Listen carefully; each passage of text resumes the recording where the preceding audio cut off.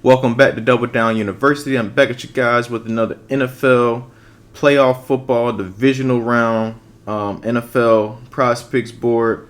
We're going to take a look at the board for just Saturday only. I kind of want to target Saturday to be able to lock in some value before Saturday. Don't wait to the last minute. Lock it in today, later on today, tonight, before tomorrow, because things will get moved around, things will get bumped, and you don't want to get the worst of the number because that could be the difference between a push and a hit. So a lot of times, if you play bumps late, they will kind of just have push potential where you just get your entry size downgraded as opposed to getting the full-on win. If you were to go in a little bit earlier and be able to get that 0.5, that will kind of save you and for hitting over as opposed to just that whole number where it just pushes.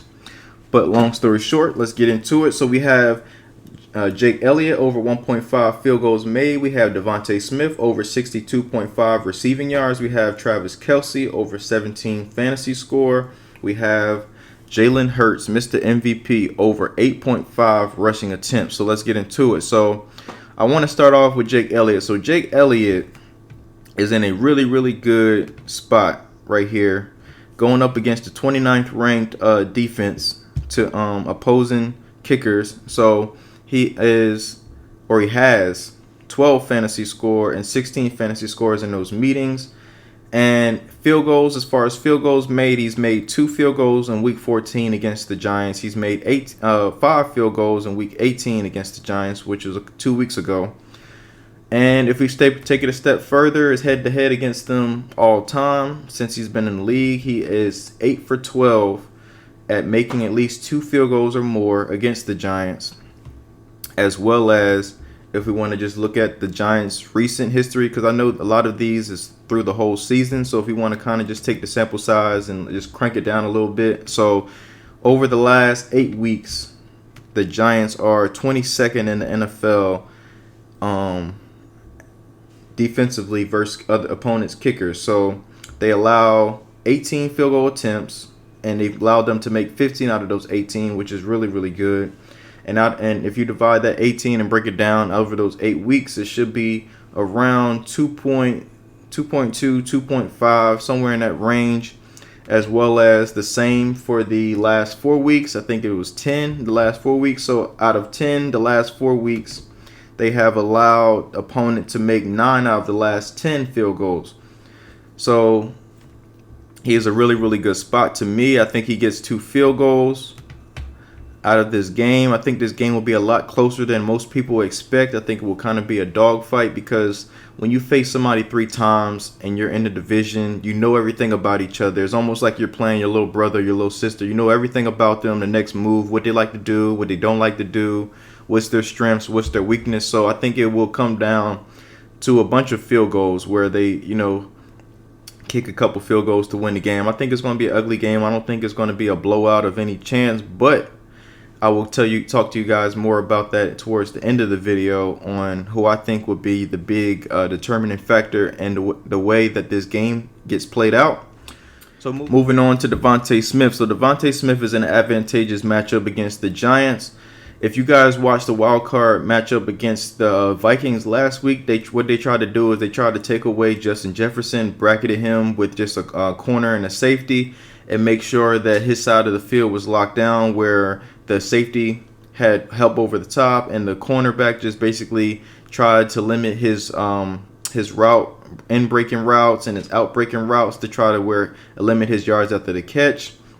So if they try to employ the same tactic against A.J. Brown, I think Devonta is better than Adam Thielen or anybody that the Vikings had on the outside or the other side of Justin Jefferson to be able to hurt them if they try that tactic. So Devonta, in his last 4 matchups against them, which he's only had 4 career matchups against the Giants, he is 3 out of the 4 has gone over 63 yards, I think it was, 62 and a half. So it went over 63 in every game except for one matchup this year, or last year I should say, where he had 4 targets, 2 receptions, 22 yards as well. And he's been targeted since then 7 times or more, which the targets is there, the volume is there for him to be able to do that.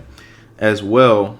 And I think he has hit over this line too 10 times this year out of the 17 games they played. Against the Giants, he's hit it twice, as I previously mentioned, getting 64 and 67 yards. I think this might bump to around the 65 mark just to kind of make it in that middle ground before kickoff tomorrow as well. So I really like this spot against him too. Well, with him, I should say. He has played 91% of the snaps, so he's on the field longer than A.J. Brown. And he's on the last 4 weeks 97% of the snaps. So his snap count is there, his targets is there, everything's there for him and sets up well for him. Another route I was looking at too, but I didn't want to kind of make it too egocentric. But I really like Dallas Goedert in this matchup. I think tight ends really expose the Giants linebackers. They don't have really good linebackers in this matchup, and I'll kind of touch on that later on with the last pick that I have for you guys. But so Devonta Smith, I really like him. He's lined up outside majority of the time. They put him in the slot where I think he is best utilized is in the slot because he has the advantage. He's so quick on his first and second steps out of the route into the route tree. So I like Devonta Smith's receiving yards. I think that is a really solid play. I think that probably gets bumped in the near future. Moving on to Mr. Travis Kelce. So Travis Kelce is in another great spot. He's going up against the Jaguars defense, and they guard tight ends terribly. So against tight ends, they are 26th in the league at guarding tight ends. They allow 5 receptions, 68 yards, as well as on average, the average run after the catch is 13 yards on each target. So average yards on each target is 13 yards. He has went up against them earlier this year where he's put up 6 catches for I think it was 81 yards and a touchdown. As you can see here, 6 catches, 81 yards and a touchdown, 7 targets. He's run 30 routes. He's targeted on 23% of the routes that he's run. The yards route run is 2.70, which is really good as well. He gets targeted in the red zone, and his one target in the red zone, he cashed in for a touchdown. So I really think he has an advantage in this matchup going up against him. And then as well, we could take it a step further and just look at how he always comes up in the clutch and always comes up big time in the playoffs. So in the playoffs, as you can see, he's had a boatload of 90-plus receiving yard games over the last couple years since he's been in the playoffs. He's only had under 77 yards maybe 5 or 6 times in his career. So I think he should put up big numbers. And as you can see, the targets is ridiculous. Look at these targets. He's have 10, 11, 10, 12, 15. So I think he will be targeted heavily. I don't worry that they're going to take him out of the game because they just simply cannot guard him or guard tight ends to save their lives, the Jaguars. So I think this is a really good spot for him. Reason why I didn't take his touchdown, which I think that's why I went with fantasy scores, because it's kind of baked into his line. Because if he gets a catch for a touchdown, that's 7 fantasy right there off the bat. And he just needs knock his fantasy down to 10, and he just needs 10 the rest of the way. So 5 catches for 50 yards will put him over that with a touchdown. So I really want to target his fantasy score because touchdown is a little trappy to me because I've been hurt by Derrick Henry. I've been hurt by Travis Kelce early on in the year, especially Derrick Henry in that must-win game when they played against the Jaguars a couple weeks ago. Had him to score a touchdown. It didn't reach the end zone.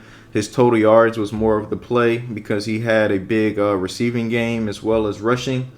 So I just want to kind of just have all that and get a safety blanket of if he does score, it won't hurt my chances as far as, having the fantasy score over just him scoring. And I think there's ways that he can get to his fantasy score without having to score a touchdown, especially if he has a monster game where he puts up 131 receiving yards or something crazy, 6 catches, 7 catches, 100-plus yards that could put him over easily. So I just wanted to target his fantasy score. Moving on to last but not least, Mr. MVP himself, Jalen Hurts. So I kind of wanted to go to his rushing attempts because that's just who he is. That's the type of player that he is.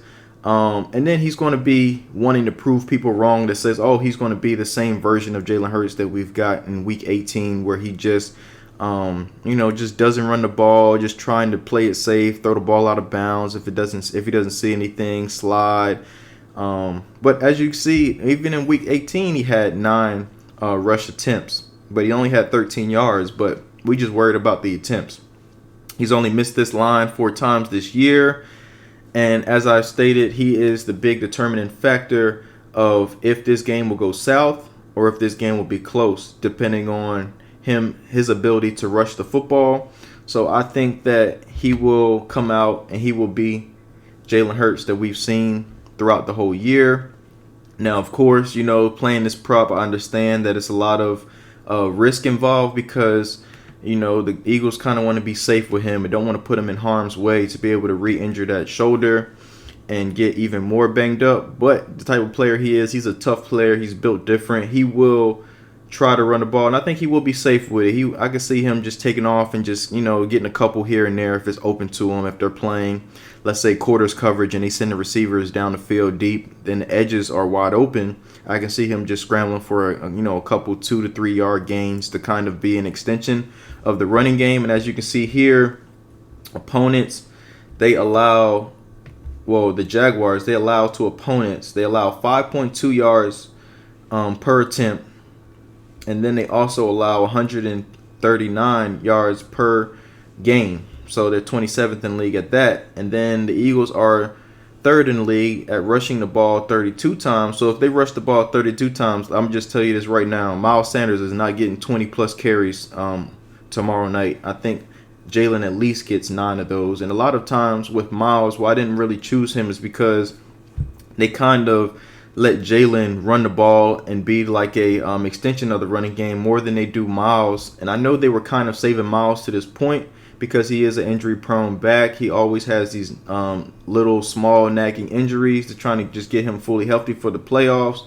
But I just think there's no way that Jalen doesn't rush the ball at least 9 times tomorrow night. This just to kind of set the tone and be able to open up the playbook to where Devonta gets his yards, Goddard gets his yards, and AJ, even if they're bracketing coverage in him, he will be able to get his yards just off of the fact of the threat of the cornerbacks knowing that I have to protect these edges and not let him get outside of me, or be able to just basically create gap integrity where you stay home in your spot and force him outside to the outside defender and kind of just run down the line and try to tackle him and be run fit sound towards Jalen. So I really believe that he should be able to get at least 9. I think it will get bumped up tomorrow closer to game time to at least 9 even, because as you can see, that is right in the middle. 8.5 is right in the middle, but that 9, he's had that push safety, so they probably will want to bump it to 9 to where